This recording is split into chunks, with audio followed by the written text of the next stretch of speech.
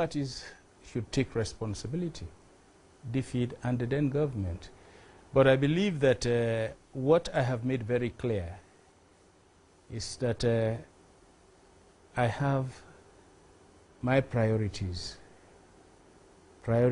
that I believe will lift the country from where we are now to a situation of real economic development. I know that maybe there has been a misuse of funds, but there has to be a serious engagement between the donors and ourselves, which we are now asking for.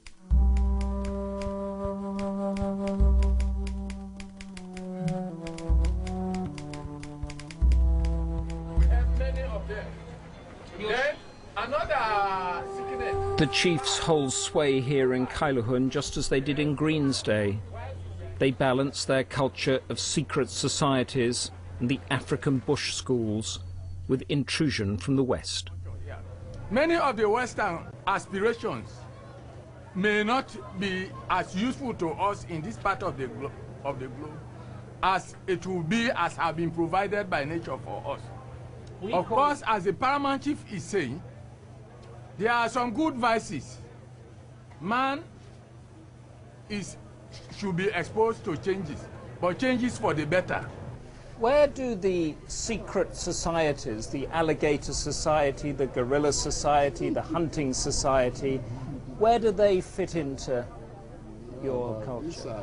Are you a member of a secret society, sir? Affirmative. You are? Affirmative. Are you allowed to tell me anything about it? Oh, it is very clear. We don't talk about it. You want to join? We can join you. I could join? Yes, it's democratic. You can join. But I would have to be initiated? Yes, before you become a member. What would happen to me? No, that one you know in the bush. In the society bush. Nothing will happen to you. You'll be like me. Okay. Liberia has been for many years a full democracy, and Sierra Leone had colonialism for a long time. What do you think it's like over there? Well, before the war, the people, according to our people, they say that Liberia can do cannibalism, so most of us we are afraid to go there. Cannibalism? Huh? They eat people? Yes.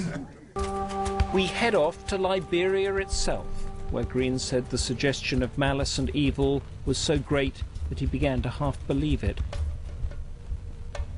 He only had a sparse military map showing uncultivated land and cannibal tribes.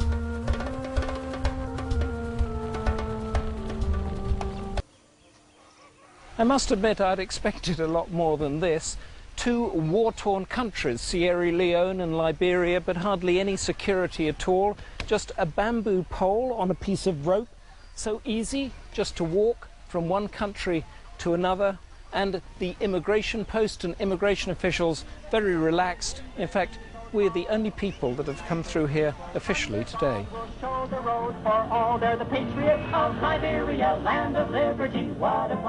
Technically, Liberia has been a democracy since 1847. It was known as Little America, a land for freed American slaves to rebuild their lives, with shared pursuits of freedom, happiness, and the ability to make money.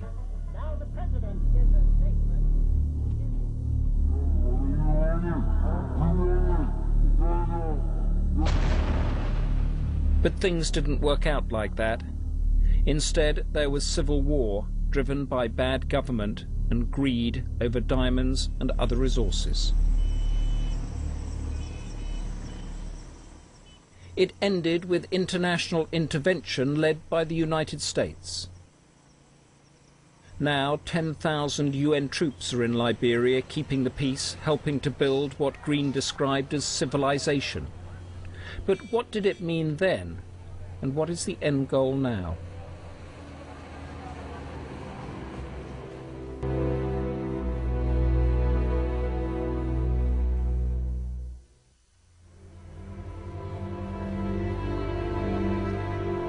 Further along, we reach the United Methodist Mission in Ganta, founded by a Dr. Harley, who taught Green about the secret societies and bush life of Liberia.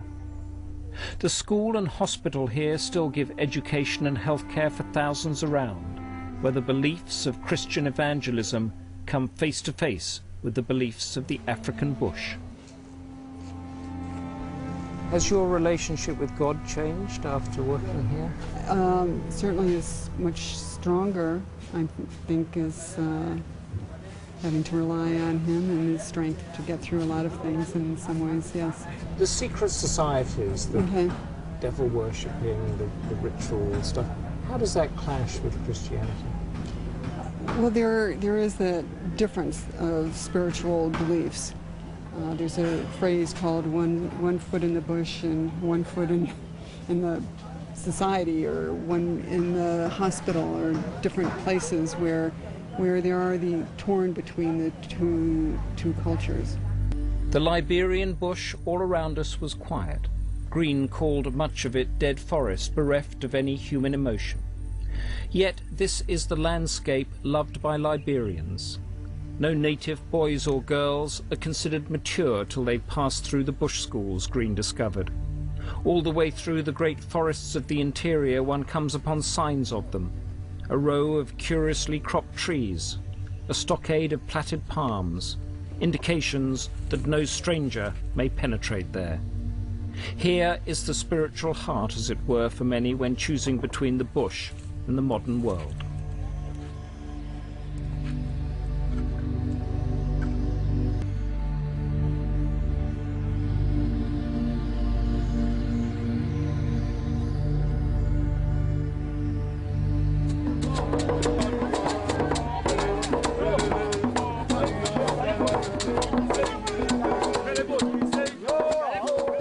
In the village of Zagorwe, we find the celebration of a stilted devil dancer, and a concept alien to our Western thinking. The devil here represents power. It's neither good nor evil, wrote Green, simply power. When we in the West think constantly about our rights and moral struggles, here power is something that simply has to be dealt with day on day in life. When the devil says dance, you dance.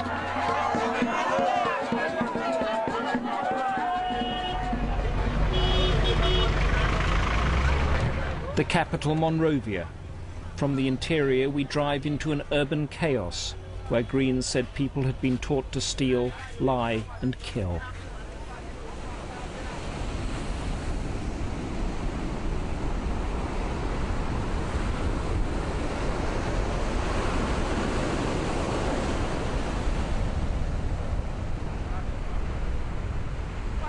Was it wise to leave the simplicity of the bush, asked Green, for the civilized world, one that was being shaped by intrusion from the West? One of the sort of concluding thoughts was, Graham Greene, the whites had intruded but they had not advanced. They left relics of religious impulse, sentimental, naive, but destined to failure. Is that how you see this latest cycle? Well, you might say that, you know, that is our experience anyway in Liberia, because there wasn't enough to keep the nation state going through the evolution that would lead to development. It was all a survival, and so they never put enough in it, whether it was building the institutions or providing the education and training that will enable people. It was just enough to cope and to survive. And so the society became a very close society for its own survival. In a way, you might say that because of the failure to, you know, to have a proper plan for the nation to develop, that it was, in a sense, a failure, a planned failure. But they're on the right path now? I think so. I think we're on the right path. I think we've had enough. We have enough of suffering and deterioration. Graham Greene wrote about roads going backwards and not forwards, of telegraph poles being broken, of the West lending money that couldn't be paid back, of politicians preferring to kill rather than accept election results. I've seen a lot of that on my journey through these countries.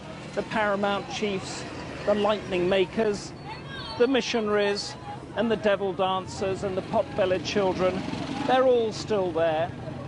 In the past 70 years, many other parts of the world, such as Asia, have managed to transform themselves. And there's hope that that might begin to be happening here in this part of Africa. So that a writer coming through 70 years from now on the same journey might see the roads, the hospitals, the schools, and as one person told me, the skyscrapers that they all look forward to so much. Green wrote about the failed attempts to change Africa, of its unconquered virginity, and it always having the last say. Yes, but the West will keep intruding, and the stilted devil will always continue to dance.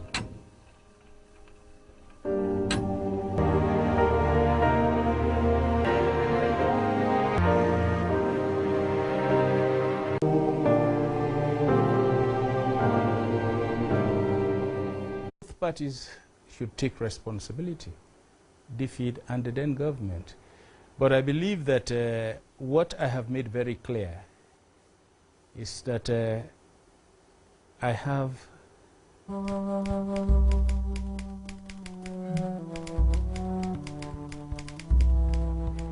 many of them. Then another sickness. The chiefs hold sway here in Kailahun. my priorities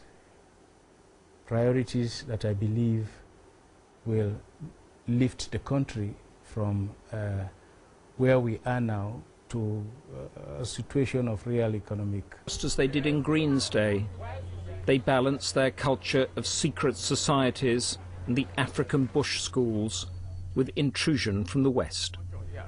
Many of the Western aspirations. Development.